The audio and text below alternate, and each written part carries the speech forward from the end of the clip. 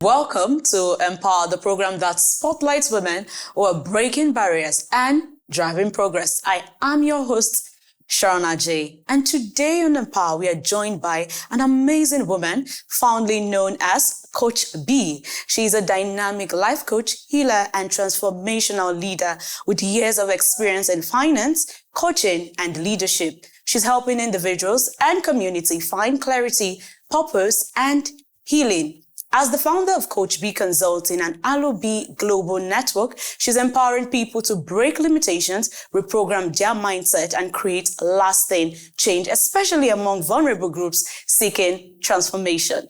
Join me as we welcome Brenda Egwakhide. Thank you so much. Yeah, you look so beautiful. You're welcome. Thank you. Thank you so much. Coach B, let's dive into what you do. Of course, you are into finance, and of course, you're also into the world of personal development. Kindly tell us or take us through the journey, how you got into personal development.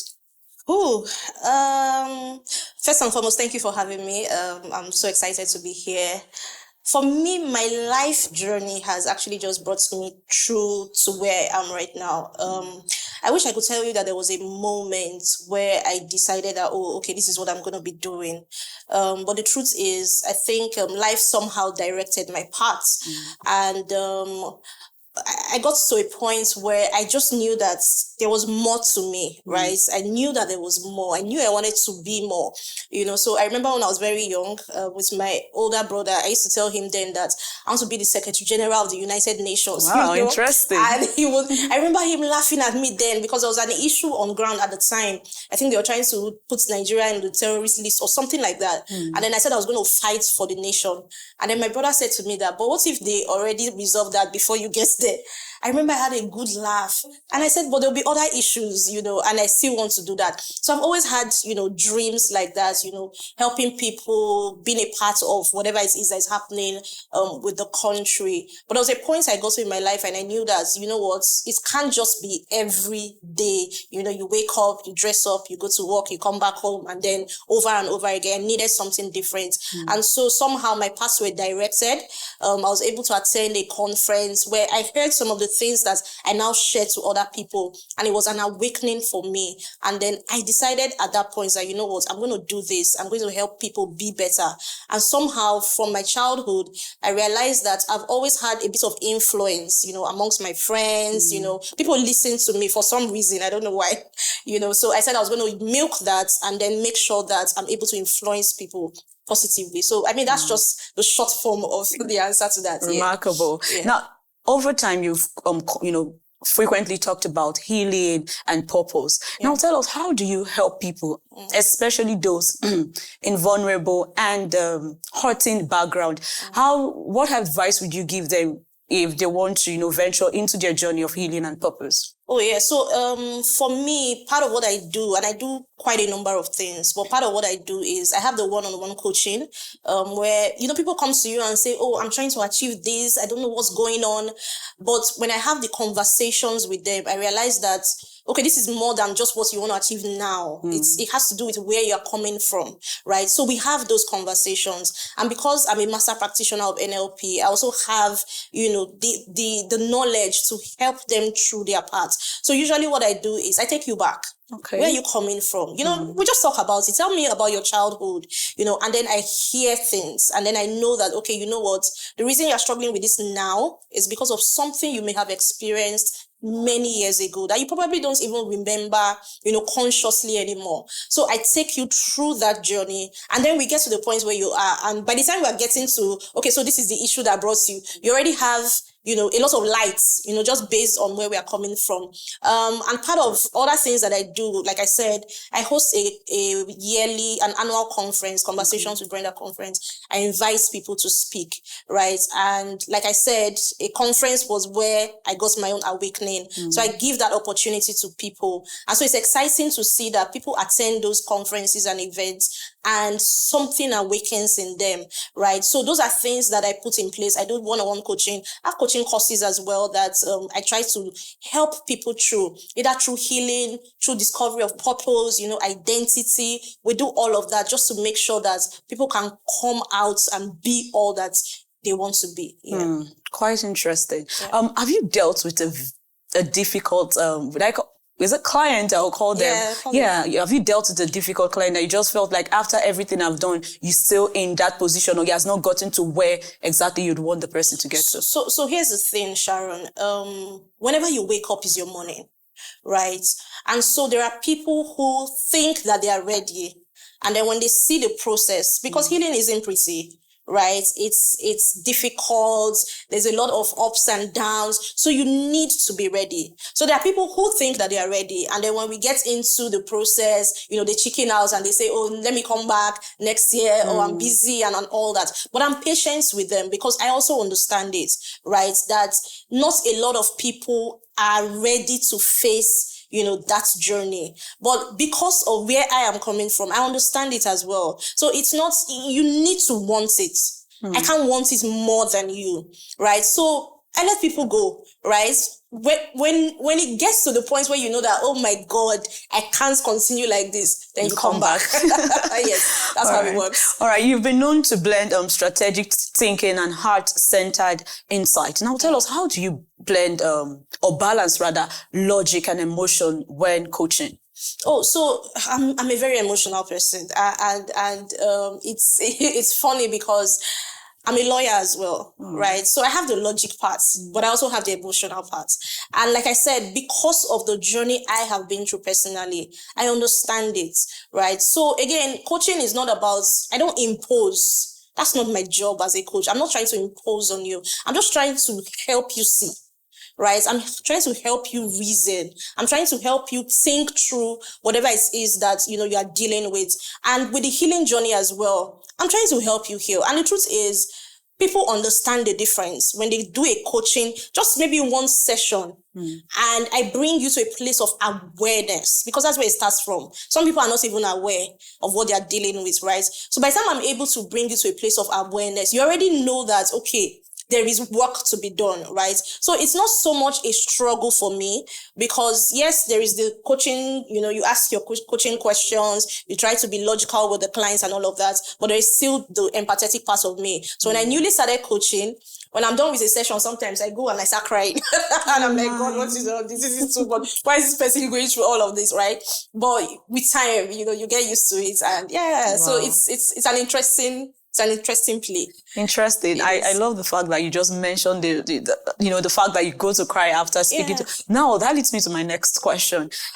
You get to speak to lots of persons that are burdened, and of course, believe it or not, the burden is being poured on you while you are giving them healing through the process. How are you able to keep yourself going? Look at you. Just look at you. How are you able to do that? Yeah. I don't want to sound like I've conquered it. Okay. Because there are times that I'm done with a session and it takes me a while, right? It takes me a while to come back out, because like you said, the person just unburdened, right? So I've practically picked up the burden of whatever the person is dealing with. And some sessions are tough, especially with people who are still going through a certain experience. Those kind of sessions are quite tough, right? But I mean, I know God, right? And I have a very good relationship with God. So I know how to go to God in prayer and say, Father, please, I need you to take this burden. I need you to lift this weight from me, right? So it's part of what I do. I pray about things. I really do. Yes, I pray about things. All right. Through Coach B Consulting and Alobee Global Network, we see that it's a means where you used to, help people heal and all of that. Now, how are you using coaching to empower people who may feel overlooked and broken? Okay, so so Coach B Consulting is really my coaching platform where I have the one-on-one coachings, I have the coaching courses and all of that. Alobee Global produces Conversations with Brenda. Okay. Now, Conversations with Brenda is a platform where we have conversations based on, personal development issues, right? So I've had the likes of Steve Harris, Jimmy Tewe, Bankole Williams, all of the names that in the personal development space. And we discuss things that I hope brings light to people, right? Because again, I realized that a lot of people are not having the correct conversations. People are having everyday conversations. People are talking about traffic. People are talking about that there's lights, there's no lights, and all of that. And if you stay in that environment, you would not grow, right? You will just keep recycling experiences. So I knew that it was important for people to hear that there is greatness on the inside of you and there is more to you, right? That you can do this and do that and get this kind of results. So that platform for me is almost like my brainchild, right? Because it's free. Conversations with Brenda is free. So even the conferences we have, right? They are free for people to attend. Why? Because that's my own way of giving back. So in the conferences, I bring top coaches to speak to people. It was interesting because I saw a post on Instagram. Someone had tagged me and she said, because I attended this conference, I decided to start doing this, and now this is what my results. And I was so happy about it, right? So for me, that platform is where I give back, right? But for Coach B Consulting, I mean, that's where the one-on-one coaching happens. That's where, the coaching courses. I've done courses for personal development. I've done courses for healing and all of that. So that's where that happens as well. So both of those things work together, to help people become better. Interesting. Yes. Yeah. Tell us how fulfilled you feel whenever you get feedback from, people you've worked with and they've been able to navigate their way through to purpose and healing. I'm usually very excited, right? It's not something that money can buy. It's not that kind of feeling that, oh, I made money. No, it's just a knowing that because I am, somebody was able to achieve this and this and that. Because somebody crossed my path, they were able to, achieve one thing or the other. I'll give you a short story. There was a time I was going through many years ago, I was in a very dark place. And in the course of, trying to navigate, and it took me years. I was there. I didn't know what trauma was. I didn't know so I didn't even know what to do, right? But like I said, I attended this conference and then I met Steve Harris, and for me, that connection changed my life. So Steve gave me light. That's the only way I can explain it. When I thought that I was down and out, there was somebody who told me that, Brenda, I see you, and there is so much more to you. And that's who I want to be to others. I want to be able to hand light over to people that, yes, you are broken. Yes, you had to go through the rape, the divorce, the heartbreak, whatever, but there is still so much more to you. And as mundane as you think what I'm saying might sound, and you might think that, oh, it's everywhere, there are people who really just need to hear that. There are people who are in spaces right now where they just need somebody to believe in them, and that will be the difference for them. And I want to be that person. That's why I do what I do. Well, we appreciate you. Thank you so much. All right, we're going to go on a short break now. When we return, EmpowHer continues. Stay with us.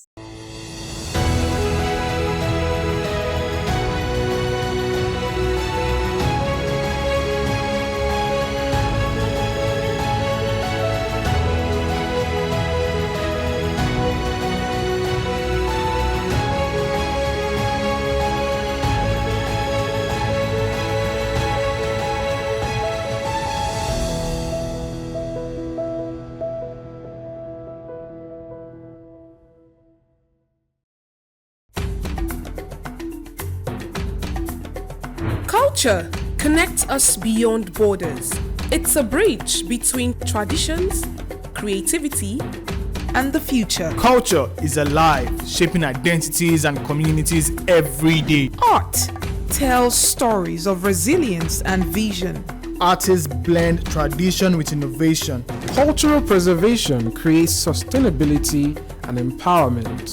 Culture evolves and adapts. Music and dance unites communities through movement. And right here, in the heart of our cities, artists and creators are keeping these cultures alive. On Culture Cove, let's explore, celebrate, and preserve the arts and culture that define us.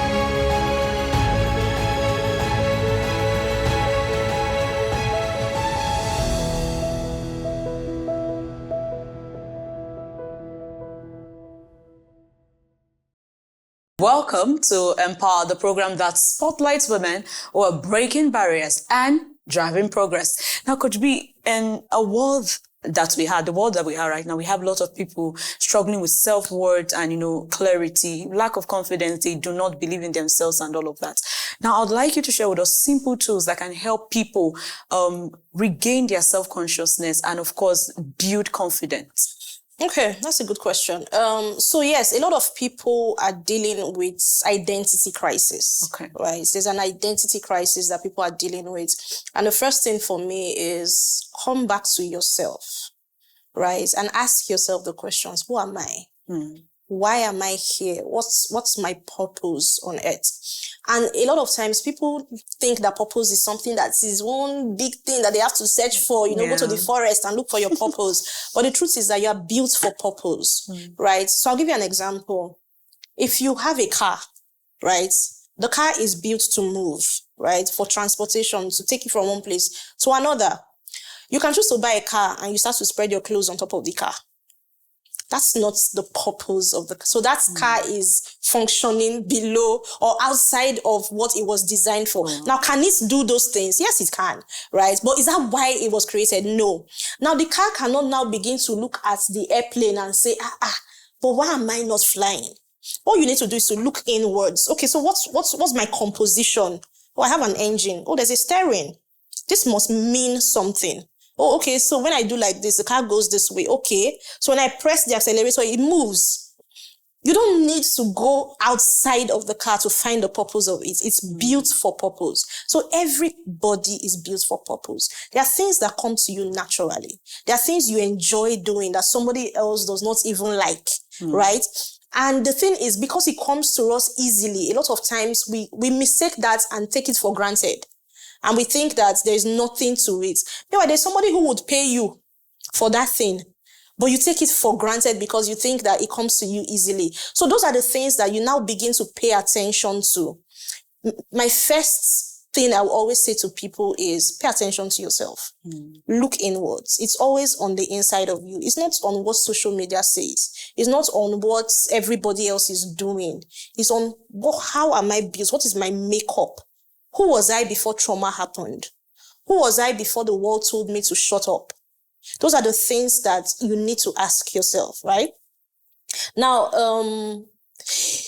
again, it's not for you to, begin to look at other people. And I tell people this, I say, listen, when you see someone else and, the big names that we know and we say, oh, this person is living in purpose. The person has packaged their own. What you need is packaging. You are probably already doing it. It's just that you have not packaged it a lot. Now, do you need to go out to get more skills? Yes. I mean, I took trainings in public speaking. I knew I was already built for, to talk, to speak to people and all of that. I knew it. But I knew that I needed to learn and do it better, right? So I did public speaking courses. I went and I got an NLP certification. Why? Because I needed to be able to influence people beyond, just talking, right? But is the purpose there? It's there. What is needed? Packaging, right? So for me, what I tell people is spend time with yourself. You are your greatest resource. Spend time with yourself. Look inwards. And that's what I help people do as well. Because we ask you the right questions that will make you think deeply. And then you can come from the inside of you. You discover who you really are. Wow. Yeah. Quite remarkable. We talked about, or you've mentioned conversation with Brenda a few times, during our conversation. And conversation with Brenda, of course, it has hosted some of the brightest minds in personal development space. Yeah. I would like you to share what's pushed you to create, such avenue for. Wow. Okay. So there's a short answer, there's a long answer. Which one do you want? Anyone is fine. Want to hear all the gist? Give us a long one. Okay. So, like I said, I had influence over my friends and colleagues. I just noticed that I could just put something, like I just had influence, And then I was looking at my circle and my contemporaries, and I was looking at them that there is so much more to these people. But at the time, I didn't even have the tools to help them, right? So I knew that there's so much more, but then I wasn't certified. I wasn't a coach or anything. And I was just thinking, what can I do? And somehow I'm one of those people who's blessed with the gift of access. So I meet people a lot and somehow I find favor in their sight, right? And I was like, I have access to these kinds of people. What can I do to help, bridge this gap? Now, the truth is, conversations with Brenda came out of a place of disappointment in myself. Because I felt like, why do I know all these people who are very successful, who are very good at what they do, and I'm not even doing anything with my life? Okay, you know what I will do is, let me help my friends. Maybe they will be able to make use of, the access that I have. So I said, I'm going to be a bridge. And really, that was how conversations with Brenda started. I said I was going to be a bridge. So when we started, we used to be on Zoom. So we had Zoom meetings. So I would invite those people who for some reason would be like, oh, Brenda, yeah, it's you. I'll come. I'll speak to your community. They were very proud that I was doing that. So I was like, okay. So I invite those people and then invite my friends and let them know that, okay, this person is going to be speaking to us today, join the Zoom meetings. And that was how it started. I think the very first episode we had, I had Deyemi Okonlawon, the actor, and then Lara Kudayisi on the very first episode, and it was amazing. I got feedback again. You see that thing? Feedback. It wasn't money. It was feedback like, oh, this helped us and all. So it just gave me the audacity to keep going. Right. And then, of course, like with everything else, you develop as time goes on. You get better ideas, you package it better and all of that. So right now, what we do is we're even a podcast now. So it's the Conversations with Brenda podcast now. Yeah. Wow, nice. Well, in your work with, leaders and communities, what are the, constant barriers you see that they face and how can that be addressed? I think across board, a lot of people deal with the belief problem. And I say to people that the currency of life is really belief. It's belief. How much do you believe that these things can happen for you? How much do you believe that you can be all that, God has called you to be? So a lot of times people just have those mental blocks. One, because of belief. And what happens with the belief thing? A lot of children, children grow up believing anything that they can be, do, anything. Yeah. Or they even believe in their parents. My father can do this and all of that.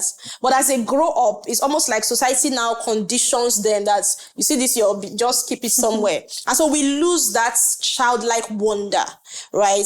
And for a lot of people, they get shut down. Their dreams get shut down because they tell you that, in Nigeria, you want to become this, just forget that thing. Do you understand? So that belief thing now becomes a challenge. So even when people pray for the miracle, they don't really believe that they can get it. And this is across board. I'm not talking religiously now, but it's even in church. You find things like that. Oh, if your hallelujah is the loudest and you shout the loudest hallelujah, and then it doesn't happen. And you're wondering, but my hallelujah was very loud that day. But did you really believe? Because it's one thing to say these things. It's another thing to believe it in the depths of who you are, that, I am made for greatness, right? So a lot of times when people face, even with money, their belief system is contrary to what they are pronouncing, contrary to what they are affirming, contrary to what they are saying. Because you are saying, oh, I want to be a billionaire and all of that. Somewhere in your mind, where you are coming from, there's no reference. You have not seen it happen. So you don't even believe it, right? So a lot of times belief. So that's why I like to do the deep work. It's easy to come and say, oh, let's do strategy. Strategy is good. But what is the belief that will power that strategy? Because guess what? There are people who, they do their beginning of year, goals for the year and all of that. They do it year in, year out, and they don't achieve it. Why? Because they don't really believe. So they work towards it, all right. They do all the external things. But somewhere in your heart, because you doubt, there's going to be an excuse. So there's an opportunity for you to appear somewhere, and all of a sudden you're having stomach pain. It's because your belief system is not carrying the vision that you are saying. You are making all of us hear it, but your belief system is really not working so well. So belief is something that I like to help people with, because that's where really it starts from. Wow. Yeah. If you had quoted a scripture, I'm telling you, this atmosphere would have changed. Oh my goodness. So I would like you to tell us, there's a saying that of course, it's not a fact. People will tell you, lots of African people, when they're walking traumas and all of this. Don't do anything to anybody. You do not know where the person is coming from and all of that. Now, I'd like you to tell us, how can the emotional transformation of an individual ripple out to strengthen families and communities? Oh, it's so important. It's so important. Because like you said, a lot of us we're born out of trauma. we face trauma every day. As I was coming to this studio, there was, you would see potholes. It's traumatic. When one keke guy wants to just throw you out of the road, it gives you some form of trauma, right? Or you're at home and, they bring the lights and you say, yay, up Nepa. And before you turn off your gen, those things, they have a way of being traumatic. And that's how we grow up. If you grow up in Nigeria, there's a 90% chance, and this is, I'm just putting it out there, there's no statistics to back, but there's almost a 90% chance that you are traumatized. Yeah. Because we have to deal with so much. We have to deal with so much. And like I say, hurt people. So if you grow up in a home that there was a lot of trauma, a lot of limiting beliefs, you would reproduce it. Now, there are people who say, I will never do what my father did to my children. If you don't heal, you would repeat it. So it's beyond the saying. You would repeat it if you don't heal, right? So, and I've seen that happen a lot. I've seen people say, I used to have someone who says that, I don't want my husband to treat me the way my father treated my mother. And so, but because of that thing that is playing in your mind, any little disagreements with the husband, you are remembering what your father did, and then you are fighting. You are repeating that circle. And then your children are watching. They are watching. So even if you think you are fighting it because you don't want it to happen, you are already creating the chaos, right? So it's important to heal, because healing is where you say, this ends with me, right? I'm not going to transfer this to my children. I'm not going to transfer this to the next generation. So it's important that you take steps, you take steps to heal. And that is where you now begin to have a healthy, really, even for yourself. Because there are things that we experience. It's a result of where we are coming from. Definitely. Right? The trauma that we're carrying is helping us create experiences. But the minute you say, I'm done with this, I'm done with the anger, I'm done with the pain, I'm done with the guilt, I'm done with the shame, it ends here. Your experiences will change. So it's really important. And society, family is like the bedrock of society. So if we can get it on the level of families, then the society will definitely change as well. Wow. Yeah. Thank you so much, Coach B. We are already wrapping up. I would like you to look into your camera and just in a minute, speak to a young person, an adult, people that are literally going through, traumatic experience, and they are interested in healing. Just give a word for them. Okay. To everybody out there, you're dealing with pain, you're dealing with shame, you're dealing with heartbreaks, you're dealing with betrayal, maybe even grief. I just want to let you know that life doesn't end here. There is so much more ahead of you. You can still change your story. You can still rewrite your story. And one of the things I would recommend to you right now is that forgive whoever may have hurt you. Forgive that person, not because they deserve it, but because you deserve it. Because unforgiveness is a weight that you carry. You are carrying the weight, and it is slowing you down. So make up your mind to let go of the pain, let go of the anger, let go of the hate, let go of looking forward to something bad happening to that person, and start your life afresh. There is so much more on the inside of you. Thank you so much, Coach B. Okay, I'm going to run through a report by the World Health Organization, and I want to just get the comments from you on it. Okay. An estimated 3.9% of the world population has had post-traumatic stress disorder at some stage in their life. Wow. I would like you to just drop a comment in regards to this report. Wow, this is quite interesting. And the funny thing about it is I look at it and I see that they say has had post-traumatic. Yeah. So there are some people who are still working into theirs, right? And you're saying 3.9%. That's a lot, right? That's a lot of people, right? And some of this traumatic stress disorders comes from childhood. your environment, or maybe a significant experience in your life. So I need people to do all they can not to be a part of the statistics. Exactly. And it's possible. Yeah. Thank you so much. Thank Coach you. B, this Thank has you. truly been such an inspiring conversation. Thank you so much. Thank you for having me. Well, that's where we draw the line on Empower. I remain your host, Sharon Ajay. Until next time, stay emotionally transformed. See you again.